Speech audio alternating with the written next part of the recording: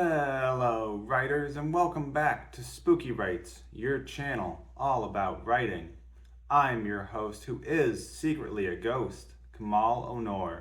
I want you to bring in that drawbridge and stop world building, because on this episode we're going to be talking all about how world building is preventing you from creating the best stories that you can, so make sure you stick through this whole video.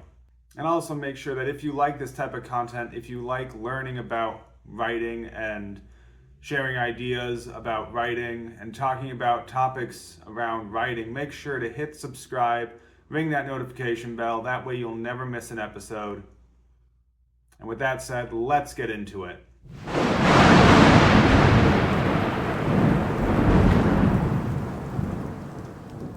It's the raven's call, the werewolf's howl, the vampire's bite. You search through the woods for safety, but all you find is... Okay, rights. So today I want to talk about the idea of world building. And the reason why is because so many people will spend so much time developing a world. I've done this myself. I constructed a world where I developed languages, I created a script for it. And all of this is great. It's interesting, and it's in a way it's almost a necessary part of the fantasy fiction genre is world building. But the big issue is that world building is not writing. It's not the same thing, plain and simple. If you want to be devoting your time to where you're going to get the most return on investment in terms of how you're spending your time, just write a story in a fictional setting. Don't worry about the world building. Yes, there should be systems within your world that should run true through the entire narrative, whether that's a magic system or it's the way in which a nation or the world is ruled. This should be standard throughout your entire story. You don't want to have your readers questioning the system of, why is this person able to go Hadouken and this person is not able to have that same magical ability? Why is this person able to shoot fireballs from their hands and this person is not? And so you do need to establish the rules, and once you establish those rules, you do need to stick to them. The big issue, though, is that so many people will spend all of their time world building, crafting, meticulously putting every finite detail into their world, and they end up doing very little writing. Again, some of my early attempts at novels, were several novels that I would classify as fantasy fiction novels.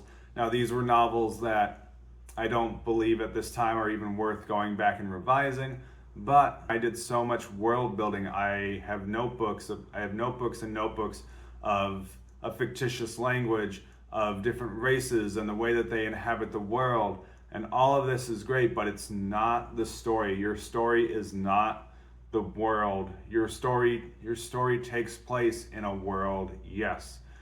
And so if you are struggling with this idea of how much world building is too much world building, the answer for that is going to be different. It's going to be on a case-to-case basis. But the big thing is that if the world building is taking away from your story, that's a good sign that you need to stop world building. You need to put the world building down. You need to take the hammers and the nails, and you need to set them to the side, and you need to actually tell a story.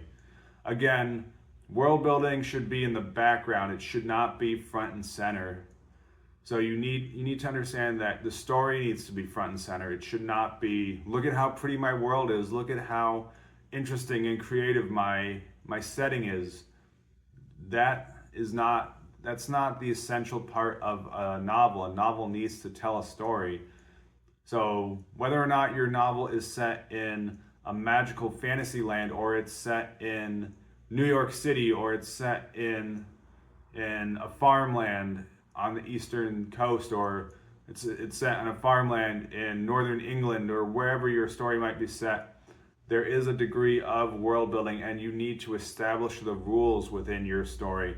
I think establishing the rules within your novel, within your story, are more essential than that of world building, because world building, people get so lost in the act of world building. They get so excited. They're like, I'm gonna make a race of people over here, and this is their history, and all of that is not essential to the story. So much of it is stuff that the reader doesn't even need to know.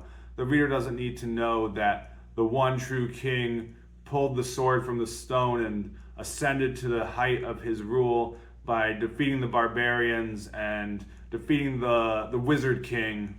None of that is super important. Your novel needs to be telling a story. It needs to have characters in it, and it needs to have events that are transpiring in your world. So the world building needs to be secondary. You also need to understand that any amount of world building that you do requires a certain amount of bringing the reader up to speed, of establishing the rules for the reader, and you need to welcome that reader into a world. And assuming that this is a brand new creative world that you have thought up in your mind, that you have came up with it, and this is one of the big reasons why fantasy fiction is so much time, so many pages need to be devoted to bringing the reader into the know of how this world works, of how this world functions, of what its rules are, of who's in power. And again, if all of this is detracting from your story, if it's muddying the waters of your narrative, of your story, you need to cut back and pull the reins a little bit on your world building. Again, it's so easy to get carried away with world building.